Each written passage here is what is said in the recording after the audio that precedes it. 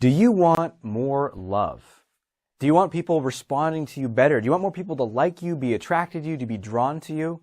Maybe you put yourself out there and approach the people that you're really attracted to, and they don't seem to love you back. It always goes one way but not the other, and it's frustrating. You feel stuck, and you keep telling yourself that maybe you need to be better, maybe you need to be taller or more attractive or something.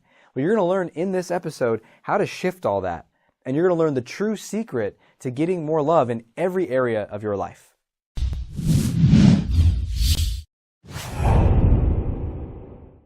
Welcome to another episode of The Art of Extraordinary Confidence. I'm your host, Dr. Aziz, and this is the show for you if you want to 10x your confidence, your ability to receive love, and all of the abundance that comes from confidence, whether it's in your career, your dating life, your relationships, your social life, or just feeling good about yourself.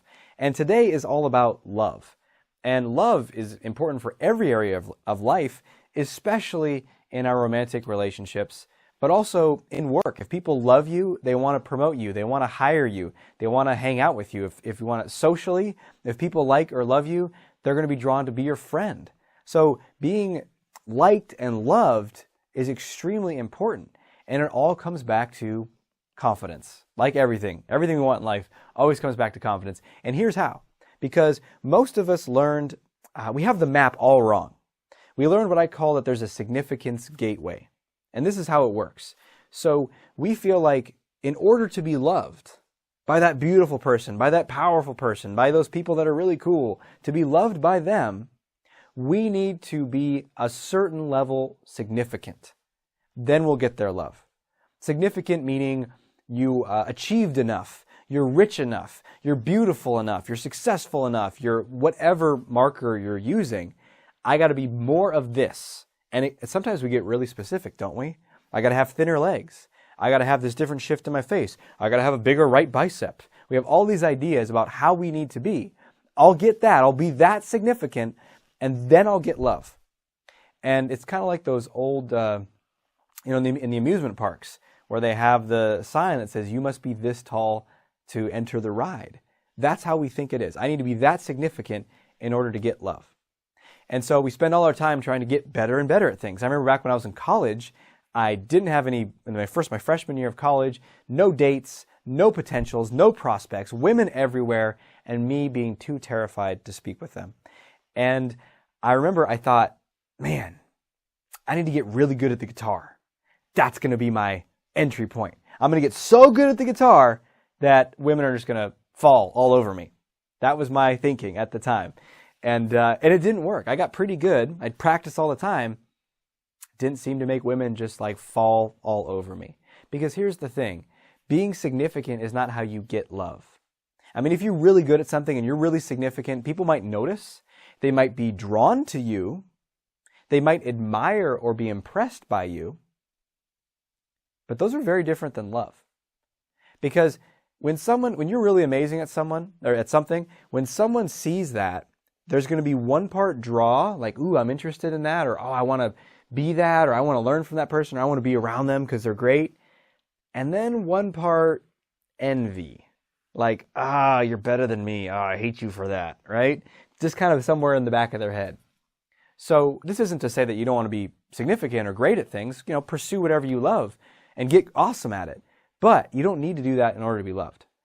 Because what is the one thing that we need to do in order to get more love? What do you think? What's the guess? You can just bypass that whole significance trap and go right to it. Guess what it is? What do you need to give in order to get love? That's right. Love. If you give love, you will get love. That's how it works. And love looks like different things to different people, and depending upon where you are in a relationship. With my wife Candace, the way I give love to her is going to be different than the way I give love to a stranger or someone in a client or a business setting. Right? It's going to look different, but it's the same thing. It's giving this loving energy. And there's many different ways to do it. But the best way to start is like, well, how do I feel loved? What is when someone gives me love, what are they doing? That feels good. And there's a whole great book called The 5 Love Languages, where they break this down, so you should definitely check that out. But, some of the things that people say is, well, someone's paying attention to me. They're looking at me as I'm talking, and they seem interested in what I'm saying, and they want to contribute to it or ask me questions. They're engaged. Or maybe someone is sharing humor. Maybe that's the way that you share love or give love. Make someone smile, brighten their day, raise the energy with laughter. Maybe it is giving something to someone, giving them your time, giving them your energy. Maybe it's just giving someone a pat on the back or a back rub or just some sort of touch. Right? So whatever it is, giving love is going to be how you start to receive love. Because if you give love out, people will give it back. If you're attentive and interested and engaged in those people, and you're humorous and you're emitting something, then people are going to emit that back. Not everybody, but a lot of people. And the people that you want, your people, will start to be gravitated and pulled towards you. So do you see how that works? You can bypass all that. And all of that running down that path and be like, no, but I'm not good enough at this yet. I'm not good enough at that yet. You know what all that is? That's because we're scared to give love first. Most of us want certain love. I'll give love if I know. I'll make a joke if I know you're going to laugh. I'll be attentive and share, and pay attention to you and really connect with you if I know that you're not going to reject me in some way. I'll share something authentic with you if I know you're going to like it. You're not going to make fun of me for it or shoot me down in some way. So we want to be totally certain. Then I'll give them, or holding on to it. And guess what? We're holding on to it, and we never get it. Because to get it, you got to give it. And you can bypass that whole significance trap. That gateway doesn't exist. You can walk right into love right now, and you can start right now after watching this video. The next person you interact with, ask yourself this question: how can I give and receive even more love right now? How can I give and receive even more love right now? And maybe just start with, how can I give even more love right now? Just ask yourself that question again and again and again, and notice what happens. Maybe it's really subtle. Maybe it's just in the way that you look at them. Maybe it's in a little smile that you give them.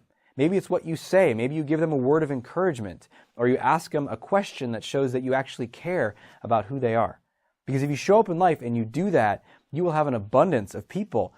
Avalanches of love will come your way. So hit the subscribe button to stay attuned to all these new videos that we got coming out, and share a comment below. What have you noticed? Have you noticed this to be true in your life? What have you seen? Maybe practice it for a week or two and then come back and comment and share what you've seen from this video. Okay, until we speak again, may you have the courage to be who you are and to know on a deep level that you're awesome. I'll talk to you soon.